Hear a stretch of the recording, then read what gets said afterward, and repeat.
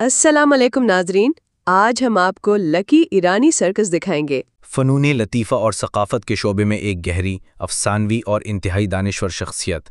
Aryan pictures उनकी तरफ से 1960 से 1970 की दहाई में बसरी मीडियम के लिए खालिस मोहब्बत में उठाई गई एक पहल थी, जो फ़ख्र के साथ तकरीबन 35 बैनुल-अक़वामी सतह पर तस्लीम शुदा फ़िल्में बनाने में कामयाब रही, जैसे कि क़ैदी, दाग़, संगम, आमिर खान, हसीना नंबर 1, आशिक़ दाज़, मुझसे जीने की फ़हरिस्त और बहुत सारी।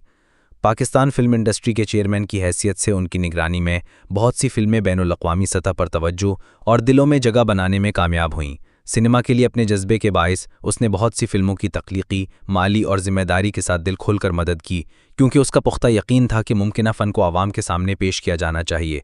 मिस्टर फर्जन पाकिस्तान में 1969 में ईरानी फ़नकारों के साथ दोस्ताना ताउन के साथ सर्कस का तसव्वुर मुतारिफ़ कराने वाले एक अलम बरदार थे, जिसके नतीजे में बाद में लकी ईरानी सर्कस 1970 से मौजूदा का नाम पैदा हुआ।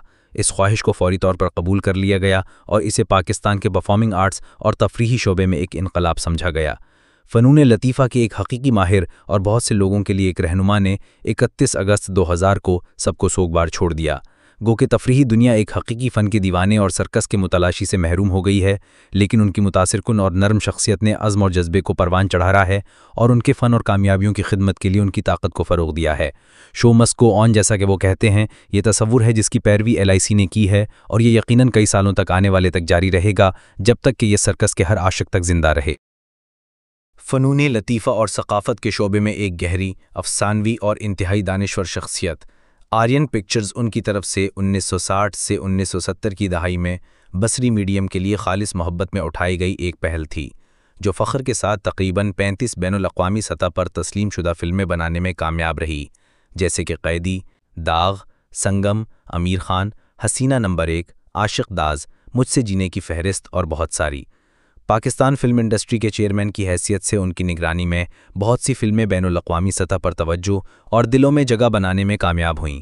सिनेमा के लिए अपने जज्बे के बाइस उसने बहुत सी फ़िल्मों की तख्लीक़ी, माली और ज़िम्मेदारी के साथ दिल खोलकर मदद की, क्योंकि उसका पुख्ता यकीन था कि मुमकिना फ़न को आवाम के सामने पेश किया जाना चाहिए।